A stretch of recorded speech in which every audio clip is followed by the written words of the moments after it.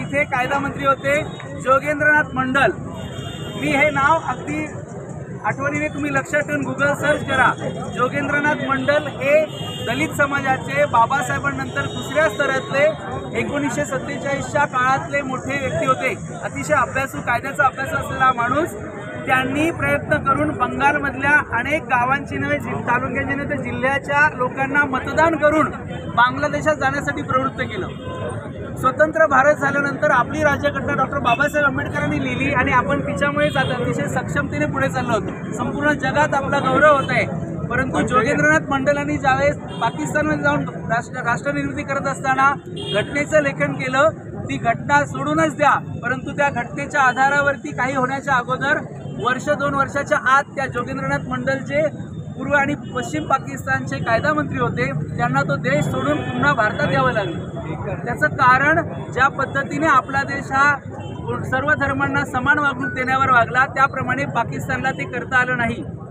आणि यानंतर आजपर्यंत आपल्या भारताच्या घटनेमध्ये काही बदल झालेले आहेत, परंतु मूळ घटक बदललेला नाही। मात्र पाकिस्तानची घटना आतापर्यंत 6 ते 7 वेळा बदललेली आहे। मला सांगायचं एवढंच आहे की आज जे जय भीम आणि जय भीमची घोषणा देत आहेत, त्यांनी थॉट्स ऑफ पाकिस्तान वाचावं। डॉक्टर बाबासाहेब आंबेडकरांनी लिहिलं होतं, जोपर्यंत शेवटचा मुसलमान भारतातून पाकिस्तानात जात नाही, जर तुम्ही धर्माच्या आधारावर जर फाळणी करत असाल तर तोपर्यंत स्वतंत्र पाकिस्तानची निर्मितीला मान्यता देऊ नका। मित्रांनो, डॉक्टर बाबासाहेब आंबेडकरांसारखा प्रकार राष्ट्राभिमानी नव्हता। डॉक्टर बाबासाहेब आंबेडकरांनी दिलेल्या घटनेच्या आधारे आपण चालत असताना आज त्यांचे अनुयायी पुढे जय भीम म्हणताना त्यांनी हा विचार केला पाहिजे की आजच नाही तर 1947 साली पाकिस्तानची निर्मिती झाल्यानंतर देखील पुढच्या वर्ष 2 वर्षामध्ये झालेल्या दंगलीमध्ये फक्त हिंदूच नव्हे तर संपूर्ण दलितांवर अत्याचार झाले, एकतर त्यांना ठार मारलं गेलं किंवा त्यांना कन्व्हर्ट करावं लागलं। अशा सगळ्या गोष्टी लक्षात घेतल्यानंतर आपण याबद्दल अतिशय सजग राहिलं पाहिजे की आपण आपल्या देशानंतर धर्माचा विचार हा करायला हवा। आपण आपल्या राष्ट्राचा विषय करताना समोरच्या व्यक्तीच्या मनात चाललेल्या घाणेरड्या गोष्टीला विरोध करणं आपलं कर्तव्य आहे।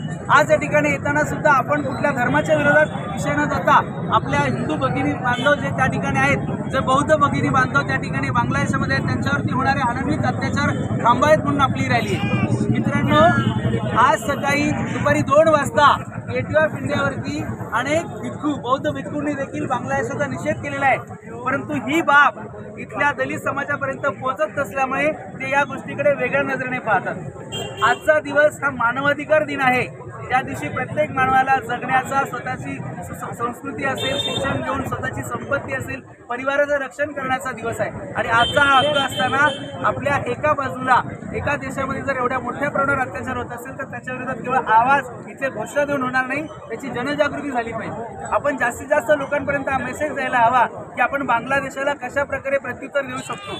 मग त्या देशाच्या मालमत्तेवर त्याचा जो माल येणार असेल त्याच्यावरती आपण न घेण्याची भूमिका असेल, किंवा बांगलादेशाबद्दलचा जो आपला पूर्वीचा भ्रम आहे की तिथे फक्त हिंदूंवरच अत्याचार होते, हा खोडून काढून तिथे बौद्धांवर देखील अत्याचार होता, हे आपण सांगितलं पाहिजे। आणि सजग राहून आपण पुढे जर वाटचाल केली तरच आपण चांगल्या पद्धतीचा भारत घडून त्याचा इतर देशांवर चांगला परिणाम होईल।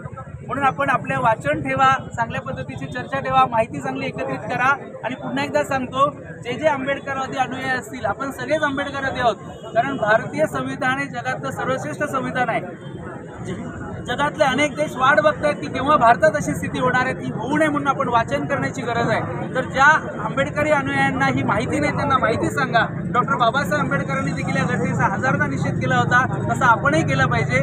आणि सर्वांनी या ठिकाणी अशा पद्धतीची रचना करा की आपल्या बरोबर दलित समाज असेल किंवा इतर जे समाज आहेत त्यांना एकत्र घेऊन जात पंथ न पाहता आपण देशासाठी एकसाथ उभं राहिलं पाहिजे।